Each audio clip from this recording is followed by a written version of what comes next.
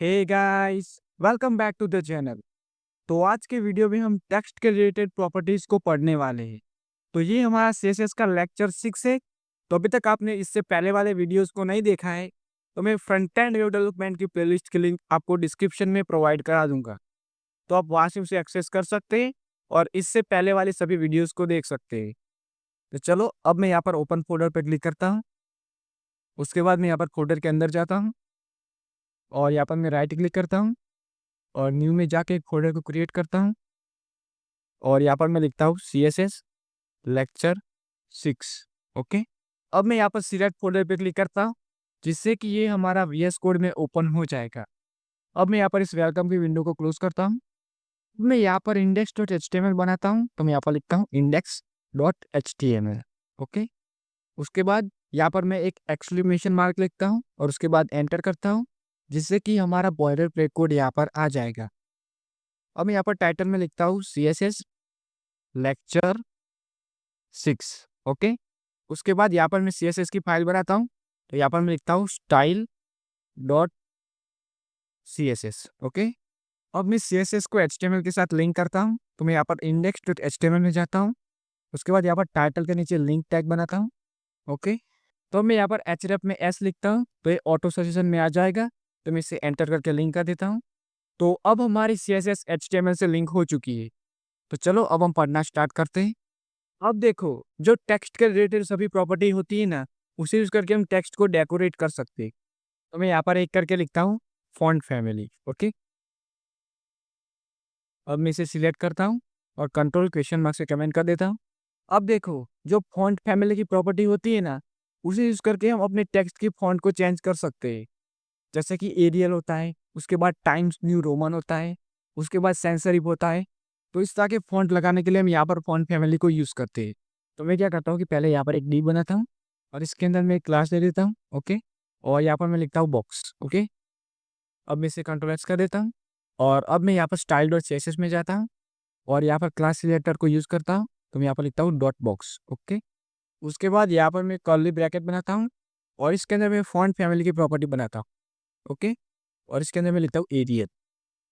Okay, अब देखो यहाँ पर एरियल लिखा है, उसके बाद कॉमा किया है, उसके बाद एक और फॉन्ट का नाम लिखा है, फिर से कॉमा किया है और यहाँ पर लास्ट में सैंस सेरिफ लिखा है।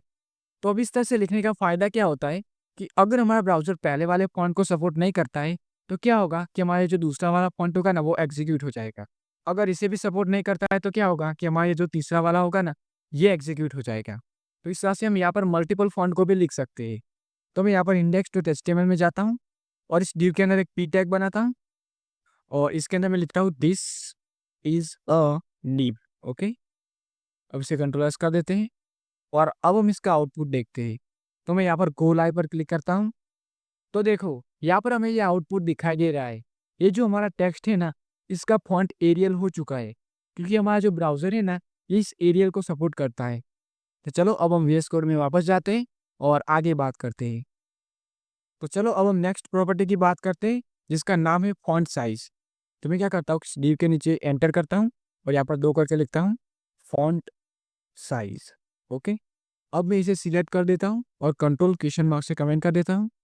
अब देखो, जो फॉन्ट साइज़ की प्रॉपर्टी होती है ना, उसे यूज़ करके हम अपने टेक्स्ट को बड़ा या छोटा कर सकते हैं।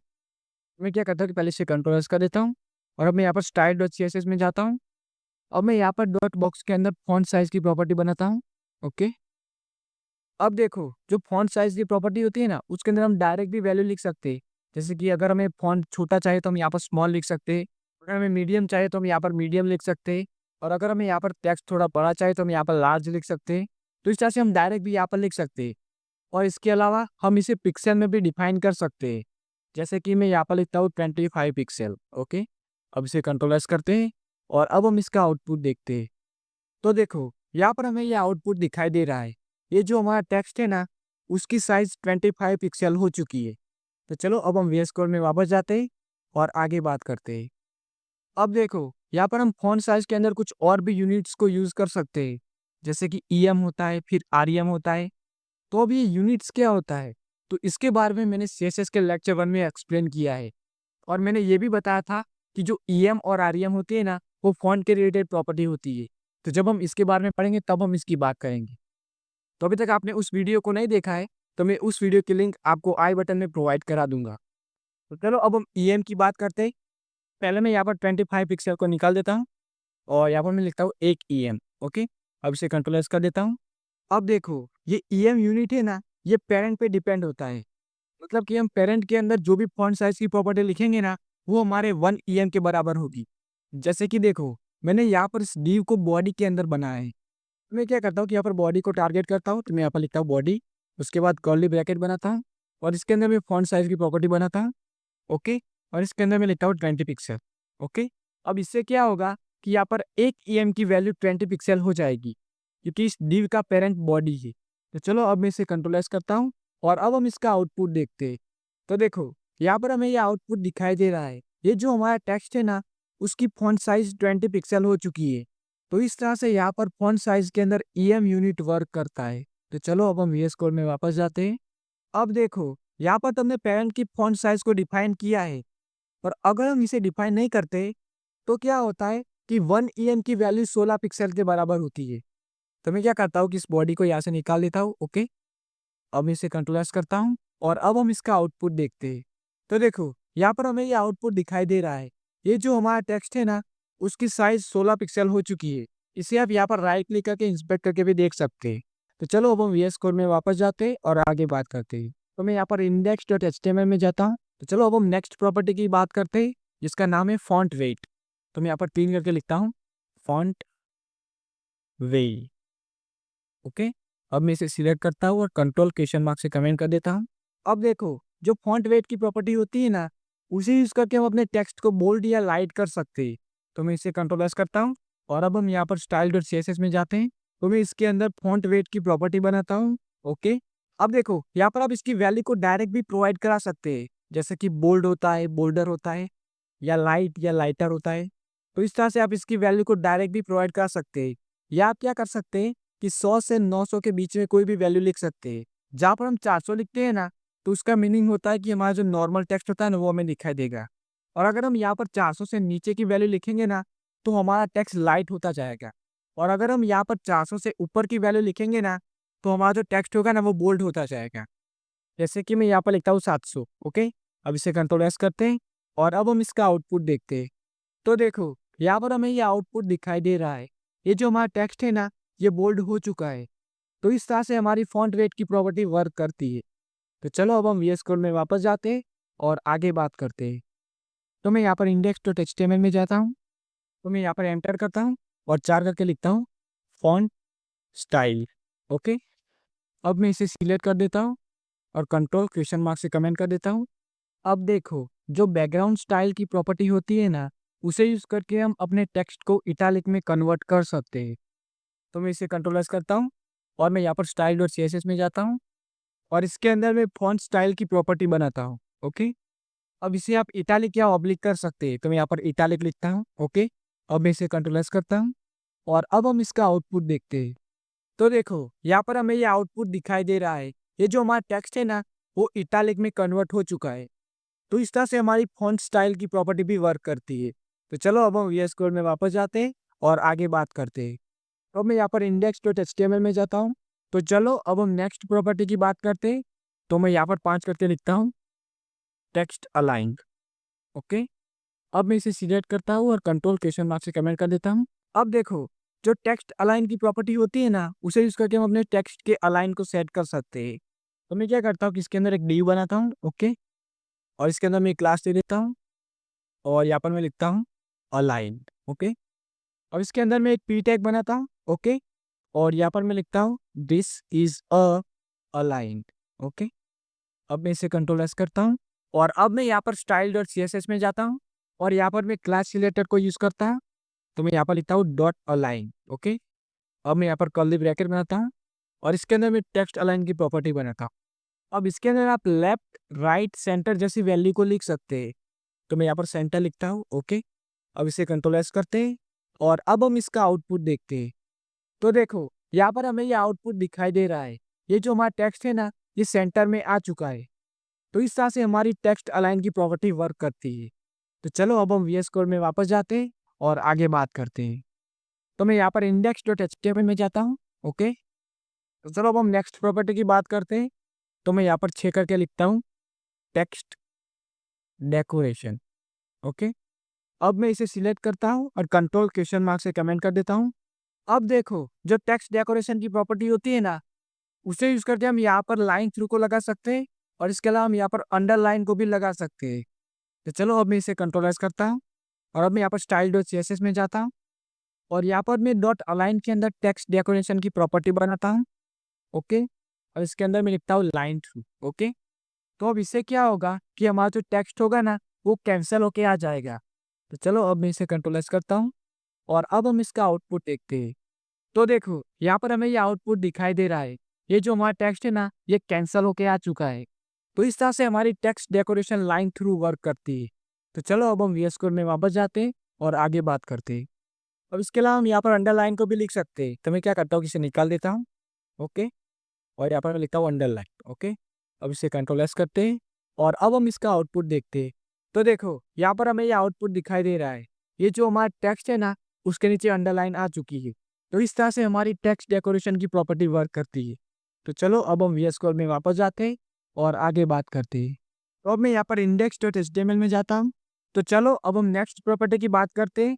तो मैं यहाँ पर सार करके लिखता हूँ, टेक्स्ट ट्रांसफॉर्म। ओके, अब मैं इसे सिलेक्ट करता हूँ और कंट्रोल क्वेश्चन मार्क से कमेंट कर देता हूँ। अब देखो, जो टेक्स्ट ट्रांसफॉर्म की प्रॉपर्टी होती है ना, उसे यूज करके हम अपने टेक्स्ट को अपर केस, लोअर केस या कैपिटलाइज कर सकते हैं। तो चलो अब मैं इसे कंट्रोलाइज करता हूँ और अब मैं यहाँ पर स्टाइल डॉट सीएसएस में जाता हूँ और अब मैं यहाँ पर डॉट अलाइन के अंदर टेक्स्ट ट्रांसफॉर्म की प्रॉपर्टी बनाता हूँ। ओके, और इसके अंदर मैं लिखता हूँ अपर केस। ओके, अब इसे कंट्रोलाइज करते हैं और अब हम इसका आउटपुट देखते हैं। तो देखो, यहाँ पर हमें ये आउटपुट दिखाई दे रहा है।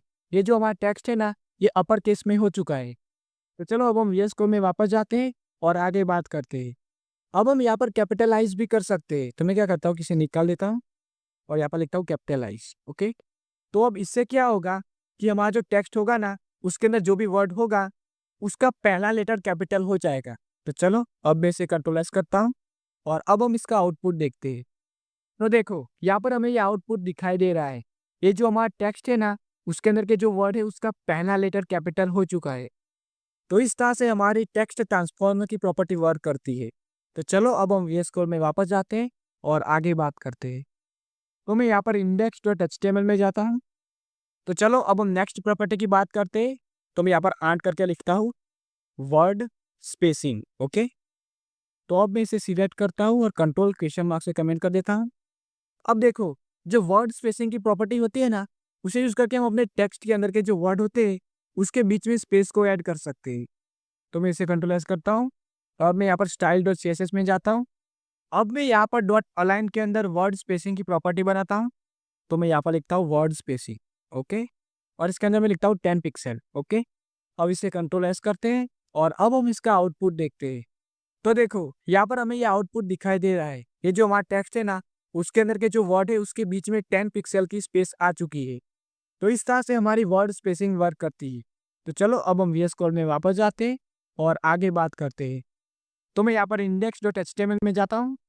तो चलो अब हम नेक्स्ट प्रॉपर्टी की बात करते हैं। तो मैं यहाँ पर 9 करके लिखता हूँ, लेटर स्पेसिंग।